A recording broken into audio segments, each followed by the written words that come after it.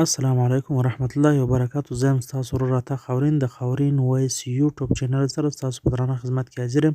ملګرو، په نننۍ ویډیو کې موږ تاسو ته درښیو چې څرنګه تاسو خپل واتساپ له هیکرانو څخه ساتلی شئ.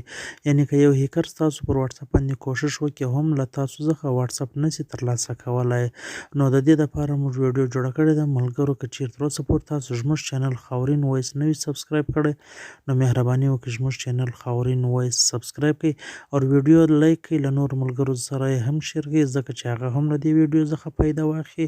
نو راځئ د ویډیو پر طرف چې ویې ګورو.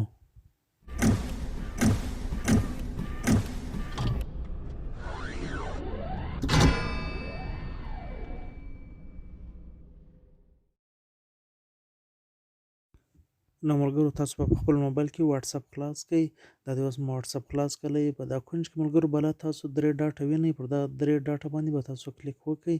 دا اوس زه تاسو ته درښایم، پر دا 3 ډاټه باندې به زه کلیک وکړم. دلته تاسو ته دا انټرفیس راوړي، په اخر کې لیکلي دي سیټینګ، پر سیټینګ باندې به تاسو کلیک وکړئ. له دې بعد بیا اول لیکلي دي اکاونټ، پر دا اکاونټ باندې به تاسو کلیک وکړئ. ملګرو، بیا پر دریم نمبر باندې لیکلي دي 2 سټیپ ویریفیکیشن، پر دا 2 سټیپ ویریفیکیشن باندې به تاسو کلیک وکړئ. دلته به تاسو ته دا انټرفیس مخ ته راسي. دا انیبل په شنه پټۍ کې لیکلی دی ملګرو، پر دا انیبل باندې به تاسو کلیک وکړئ.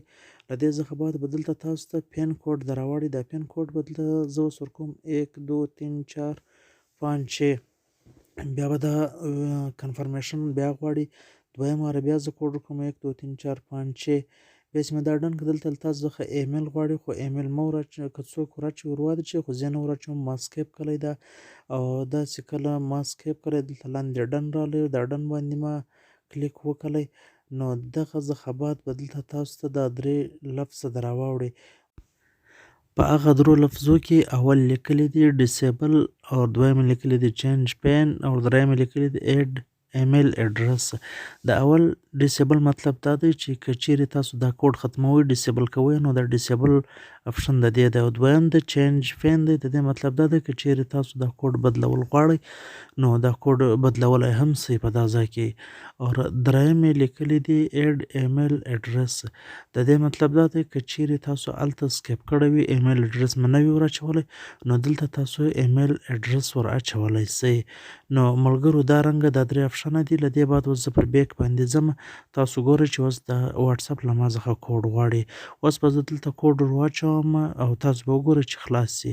او کوډ ما ورکړی و 1 2 3 4 5 6. نو اوس دا د واتساپ خلاص سو. که چیرې زه دا کوډ ورنه کړم، دا واتساپ بالکل نسي خلاصېدی. دا رنګه که هر هیکر کوشش وکړي ستاسو واتساپ نسي خلاصولی، ځکه پین کوډ یې به تاسو ته معلوم وي. نو ملګرو، که مو خوښه سوې ویډیو لایک کړئ، او د ملګرو سره هم شیر کړئ، چینل سبسکرایب کړئ. نور مې پر خدای سپارم. الله حافظ.